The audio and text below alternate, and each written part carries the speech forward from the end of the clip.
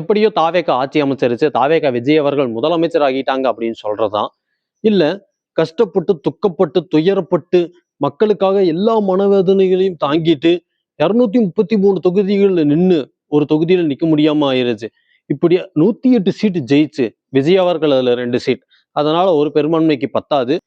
அந்த தொகுதியில மட்டும் ரீ எலெக்ஷன் நடக்கும். 107 பெரும்பான்மையை வச்சுட்டு 10 தொகுதி சப்போர்ட் வேணுமே அப்படிங்கிற ஒரே காரணத்துக்காக எந்த கட்சியை தீய சக்தி அப்படின்னு சொன்னாங்களோ மக்களுக்காக அவங்க கிட்டயே போய் ஆதரவு கேட்டு பெரும்பான்மைக்கு அவர்களும் பெரும்பான்மை கொடுத்திருக்கிறாங்க. திமுக இருக்கிற 4 கட்சிகள் விசிக, சிபிஐஎம், சிபிஐ, இந்தியன் யூனியன் முஸ்லீம் லீக் இப்படி 4 கட்சிகளும் தலா 2 சீட்டுகள் ஆதரவு கொடுத்து 10 சீட்டு பிடிச்சு காங்கிரஸ் திமுக கூட்டணி விட்டு வெளியே வந்துட்டாங்க. அவங்க இனி தாவேகா கூட்டணியில் இருப்பாங்க. இப்படி எல்லாரும் ஆதரவு கொடுத்து தாவேகா விஜய் முதலமைச்சராகிறதுக்கு ஒரே காரணம் மக்களுக்காகத்தான் இத்தனை துயரத்தையும் தாங்கி அவர் விரும்பின சினிமாவை தாங்கி எல்லாத்தையும் விட்டு வெளியே வந்திருக்காங்க. இப்படி வெளியே வந்து ஆட்சியை அமைச்சதோட ஃபர்ஸ்ட் சைன் முக்கியமா பார்க்க வேண்டியது, வருஷத்துக்கு 6 சிலிண்டர் தடையில்லாம எல்லாத்துக்கும் தரப்படும் வீட்டு உபயோகத்துக்கு அப்படின்னு கையெழுத்து போட்டுக்கிறாரு. 2வது 200 யூனிட் மின்சாரம் ஃப்ரீயா கொடுக்குறேன் அப்படின்னு அவர் சொல்லியிருந்தாரு, வாக்குறுதிப்படி கொடுக்குறாரு. அதுவும் 500 யூனிட்டுக்கு மேல யூஸ் பண்றவங்களுக்கு இது அப்ளை ஆகாது அப்படின்னு ஒரு கொக்கி போட்டுக்கிறாரு. இது சரியான கொக்கி அப்படின்னு நான் சொல்லுவேன். இப்படி ஆக்கப்பூர்வமா பண்ண ஆரம்பிச்சாச்சு. இதுல முக்கியமா கவனிக்க வேண்டிய ஒரு சில பாயிண்ட்கள் இருக்கு. முக்கியமானது திமுக கூட்டணியிலிருந்து வந்த எல்லா கட்சிகளுமே ஆட்சியிலும் பங்கு வேணும், அதிகாரத்திலும் பங்கு வேணும், எந்த ஒரு நிபந்தனையும் வைக்கல.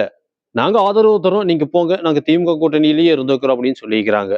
இதை வச்சு பார்க்கும்பொழுது இவர்களோட ஆதரவு எத்தனை நாள் தாவேகாக்கு இருக்க போகுது மிகப்பெரிய கேள்விக்குறி. 2வது தாவேகா விஜய் வரலாற்றை மாத்தி புது வரலாற்று எழுதி இருந்திருக்கிறாங்க. திமுக, அதிமுக இப்படி எல்லாத்தையும் அடிச்சு நொறுக்கிட்டு வந்திருக்கிறாங்க. இது மிகப்பெரிய சாதனை அப்படின்னு பாக்குற நேரத்துல காங்கிரஸ் திமுக கிட்ட இருந்தவங்க இப்ப திடீர்னு ஒரு நேஷனல் கட்சி தாவேகாக்கு வந்திருக்கிறது தாவேகாவை இறுக்கமா பிடிச்ச மாதிரி இருக்குமா? ஆரம்பத்துல பிஜேபி ஒரு சில தொல்லைகள் கொடுத்தாங்க, இப்ப காங்கிரஸ் கூட இருக்கிறாங்க. இது எந்த அளவுக்கு இருக்கும்? தமிழகத்துல காங்கிரஸ் பிஜேபி ரெண்டுக்குமே அதிக ஆதரவு இல்லை அப்படிங்கிறது உங்களுக்கே தெரியும். 3வது அம்மா மக்கள் முன்னேற்ற கழகம், தேமுதிக, அதிமுக இப்படி ஒரு சில கட்சிகள் சப்போர்ட் பண்ணல, சப்போர்ட் பண்ணவும் மாட்டேன் அப்படின்னு சொல்லிட்டாங்க. அதிமுக பர்டிகுலரா இது நம்ம கண்டிப்பா நோட் பண்ண வேண்டிய விஷயம்தான். அடுத்து முக்கியமா கவனிக்க வேண்டியது, இவரோட 9 அமைச்சர்கள் இப்ப தாவேகால இருந்து பதவி ஏற்றிருக்கிறாங்க. நாளைக்கு எல்லா கட்சி எம்எல்ஏக்களும் போய் இப்ப எம்எல்ஏ பதவி பிரமாணம் எடுத்துக்க போறாங்க. அதுக்கடுத்து முக்கியமானது இப்போ அதிமுக கட்சியில ஒரு சில சலசலப்புகள் திரும்ப ஆரம்பிச்சாச்சு.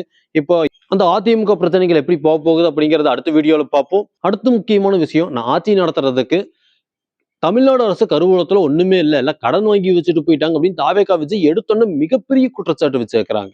ஆனா அதுக்கு திமுக முன்னாள் முதலமைச்சர் ஸ்டாலின் அவர்கள் ஒரு மாநில அரசு எவ்வளவு கடன் வாங்கணும் அப்படிங்கிற ஒரு குறிப்பிட்ட லிமிட் இருக்கு, அந்த லிமிட்டுக்குள்ளதான் நாங்க வாங்கிக்கிறோம், எங்கனாலையும் நிரூபிக்க முடியும், நாங்களும் அந்த அமௌண்ட்டை சரியாதான் பயன்படுத்திக்கிறோம் அப்படின்னு அவர் சொல்லியிருக்கிறாரு.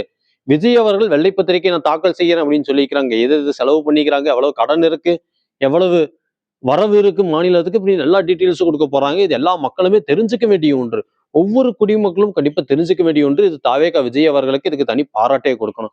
இப்படி தாவேகா விஜய் அவர்களுக்கு எத்தனையோ பாராட்டுகள் கொடுத்துட்டு இருந்தாலும் இந்த இடத்துல ஒரு மிகப்பெரிய சங்கடம் வருத்தம் இருக்கிறது என்ன அப்படின்னா, நாங்க நல்ல சக்தி, நீங்க தீய சக்தி அப்படின்னு சொல்லிட்டு கடைசியில ஆட்சி அமைக்கிறதுக்காக என்னதான் இருந்தாலும் ஒரு தீய சக்தின்னு வர்ணிச்ச அந்த கூட்டணி கட்சிகள் எல்லாத்தையும் சேர்த்து வச்சு ஆட்சி அமைக்கிறது வருத்தமா தான் இருக்கு. என்னதான் இருந்தாலும் தேமுதிக அந்த மற்ற கட்சிகள் விட்டா எல்லா கட்சிகளுமே திமுக கூட்டணி.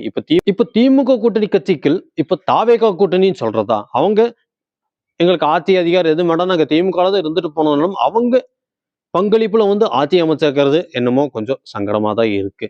இனி என்ன நடக்க போகுது? தாவேகா விஜய் அவர்கள் இனி வருங்கால அரசியல்ல என்னென்ன பண்ண போறாங்க? இதையதான் பொறுத்திருந்து பார்க்கணும். ஆக்கப்பூர்வமான செயல்கள் ஆரம்பத்திலிருந்து சொல்ற மாதிரி யாரு செஞ்சாலும் நம்ம பாராட்டணும். அதே மாதிரி எதிர்க்கட்சி இந்த டைம் திமுக யாரா இருந்தாலும் நம்ம எதிர்த்து கேள்வி கேட்கணும். தாவேகா விஜய் அவர்கள் நல்லது செஞ்சா நம்ம பாராட்டுவோம், அவர் செய்யறது பிடிக்கல அப்படின்னு எதிர்த்து கேள்வி கேட்போம். தொடர்ந்து தாவேகா விர்ச்சுவல் வாரியர்ஸ், அது மட்டும் இல்லாம அதிமுக, திமுக எல்லா பொலிட்டீசியன்ஸ் மக்கள் எல்லாருமே சப்போர்ட் பண்ணுங்க, மறக்காம லைக் பண்ணுங்க. கடைசி தீக்குச்சி உங்கள் மனோஜ் காளிமுத்து.